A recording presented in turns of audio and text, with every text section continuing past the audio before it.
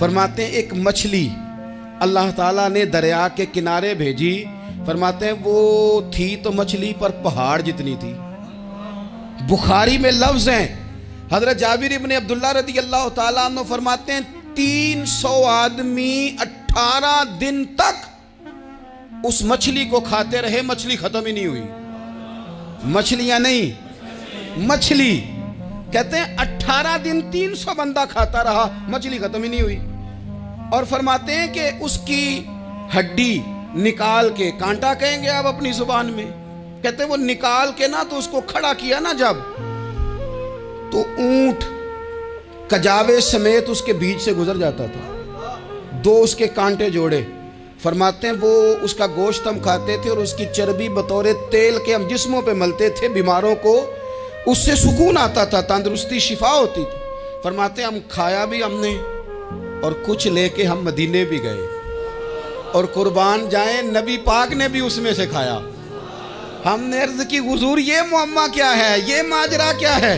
तो महबूब ने फरमाया तुम्हारे पास ग़िज़ा नहीं थी, रब ने तुम्हारे लिए बंदोबस्त किया है, अल्लाह ने तुम्हें दिया है। मकान शुरू कर लिया, एक साहब ने वो मकान बनाने लगे। आप वो हिसाब लगा रहे हैं, कहते हैं मेरे पास इतने पैसे हैं, इतने मैंने फलाने दोस्त से कहना है उसने दे देने, इतने फलाने रिश्तेदार से कहना है उसने दे देने, इतने फलाने से कहना है उसने दे देने।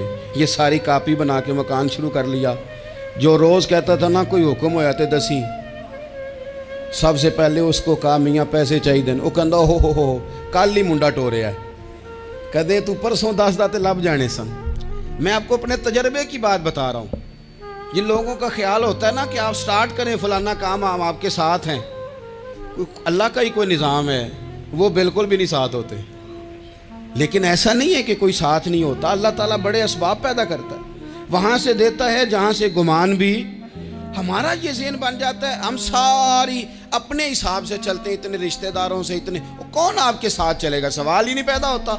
ये सारे काम छोड़ के सबसे पहले 2 रखते पढ़ो, अपने रब की बारगाह में, रसूल कायनात की बारगाह में गुजारिशात और इस्तिगासे पेश करो, वहां से खैर तलब करो।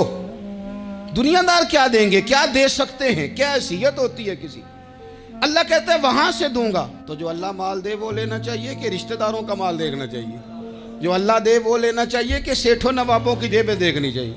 जो अल्लाह दे वो कबूल करना चाहिए या देखना चाहिए कौन सा आदमी कहां पहुंच गया? छोड़ो, अपनी मट्टी पे चलने का सलीका सीखो। किसी के संग मरमर पे चलोगे तो फिसल जाओगे, फिसल जा। इस पर एक और बात अर्ज कर दूं, सही बुखारी से, मुस्लिम से एक और बात। कुछ चीजें ऐसी हैं जिनसे अल्लाह की मदद आती है, मदद मिलती है। एक चीज उनमें से ऐसी है जिससे बहुत मदद नाज़िल होती है, वो है कि जब रब आपको देना तो फिर आप भी उसके रास्ते में दें, फिर मदद आती है, फिर और आता है। बुखारी मुस्लिम में हदीस है, ये ज़्यादा ही तवज्जो तलब अमर है, इस पर आप गौर करेंगे। हज़रत अबू हुरैरा फरमाते हैं कि नबी पाक अलैहिस्सलाम ने फरमाया एक शख्स ने बादलों के अंदर से आवाज़ सुनी कि फ़लाँ आदमी का खेत और बाग खुश्क हो गया है, वहाँ बरसो और उसके खेत को सैराब करो। वो बड़ा हैरान हुआ कि बादल से आवाज़ आ रही।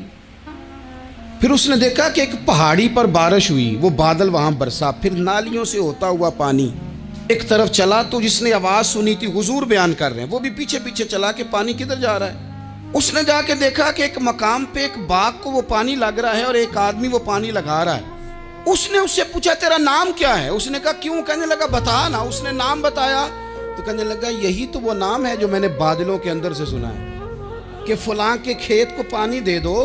उसने कहा यार तू क्या अमल करता है कि स्पेशल तेरे लिए बारिश बरसे? ये बुखारी पढ़ रहा हूँ, सियासता से हदीस अर्ज कर रहा हूँ। उससे पूछा तू क्या काम करता है कि जनाब अल्लाह तबारक व तआला का हुक्म करम आया कि खास तेरे लिए पानी बरसे और तेरे खेत को सैराब करे। तो उसने कहा छोटा जिम्मेदार हूँ, पर जब फसल उगती है तो 3 हिस्से करता हूँ। एक हिस्सा अपने बाल बच्चों पे, बहन भाइयों पे खर्च करता हूँ, एक हिस्सा पूरा, और एक हिस्सा दोबारा काश्तकारी पे लगाता हूँ, और तीसरा हिस्सा खालिस मैंने मिस्कीनों, यतीमों और गरीबों के लिए रखा हुआ है। वो जो तीसरा हिस्सा, अल्लाह करे आप समझे, वो रब के बंदों पे तीसरा हिस्सा खर्च करता है ना, तो करीम मालिक ने फरमाया जहाँ से गरीब का हिस्सा जाता है वो खेत खुश्क नहीं रहना चाहिए, वो जहाँ से मिस्कीन रोटी खाते हैं वो खुश्क ना रहे, जहाँ से यतीमों को कुछ आता है कहीं उसकी फसल रह ना जाए। मैं और आप भी अगर अपने माल में मिस्कीनों, यतीमों, गरीबों के हिस्से रख लेंगे तो फसलें खुश्क नहीं रहेंगी, उनके अंदर ताजगी आएगी, नूर आएगा, करम आएगा, खास कर खुदा की रहमत बरसेगी। मदद अल्लाह से चाहें, अपनी तवज्जुहात का मरकज रब रसूल की ज़ात को बनाएं, फिर आप महसूस करेंगे कि बड़ी जल्दी अल्लाह ताला की मदद आने लगी है। कभी आप सिर्फ कह देना मेरा रब मेरे साथ है, इस लफ्ज़ में इतनी ताकत है कि दुश्मन वैसे ज़ेर हो जाता है। ज़िंदगी में किसी से भी लड़ाई हो, अच्छी तरह सोच लें कि अल्लाह उस तरफ है या इस तरफ है। अगर आप ज़्यादती पे हैं तो फिर रब मज़लूम की जानिब है।